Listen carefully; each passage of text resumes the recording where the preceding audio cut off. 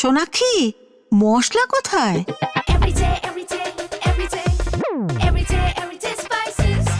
Everyday মশলা, দেশের স্বাদ।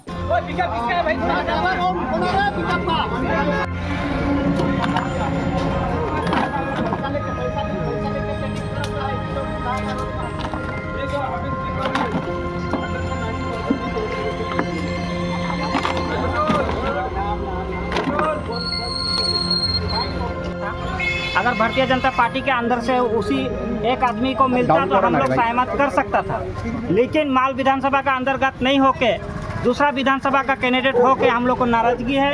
इसका लेके हम कतई प्रचार करने, बगान क्षेत्र हो या कोई भी क्षेत्र, हम लोग का कार्यकर्ता प्रचार करने नहीं देगा। शक्ति प्रमुख हो या इंचार्ज हो, उसको आदेश दिया जाता है कि कोई प्रचार नहीं होगा जब तक कैंडिडेट चेंज नहीं होगा।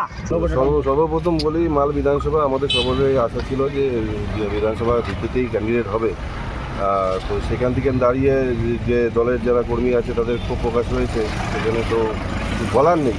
তো আমাদের আশা ছিল যে মাল বিধানসভা থেকে ক্যান্ডিডেট হবে। এবার দলের যারা নেতৃত্ব আছেন, যারা সিদ্ধান্ত নেওয়ালা আছেন, তারা যে সিদ্ধান্ত নিয়েছেন তার পরিপ্রেক্ষিতে এই ঘটনা, এখানে কিছু বলার নেই। সদ্য হচ্ছে লিস্ট পাবলিশ হয়েছে, এইমাত্র পাওয়া খবর মাত্র এখানে আসলাম। ফোনাফোনি করবো, জানবো, তারপরে কিছু বলতে পারবো। এই মুহূর্তে এর থেকে বেশি কিছু বলতে পারবো না।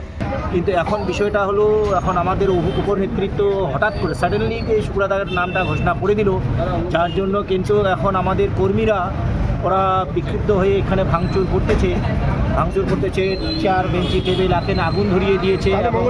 কিছু সময়ের জন্য আমরা আপনার নামটাও আমরা শুনতে পাচ্ছিলাম যে না, মঙ্গল উরাওকে টিকিট দেওয়া হবে, এইভাবেও নামটা একটু প্রকাশে আসছিল। কি বলবেন এই বিষয়টা নিয়ে? আপনাকে টিকিট দেওয়া হলো না, নাগরাকাটা থেকে হঠাৎ করে টিকিট দেওয়া হয়েছে। বিষয়টা হলো, নাগরাকাটা থেকে হঠাৎ টিকিটটা দেওয়া হয়েছে এবং আমাকে টিকিট দিল না। এটার পার্টির বিষয়টা, পার্টি আমার উপরে ভরসা রাখতে পারেনি, শুক্লাদার উপরে ভরসা রাখছে। এখন ঘটনাটা এখানে পার্টিকে তো জিতাবে কারা? বুথ লেভেলের যারা কর্মী, বুথ লেভেলের যারা মানে আমাদের সংগঠক লোক, তারা মানে জিতাবে। এখন বুথ লেভেল থেকে সবাই বসে যাবে। এখন আজকে তো সেটা শুধু নেম কাস্টিং চলছে, আগামী দিনে সারা মাল বিধানসভা চলবে।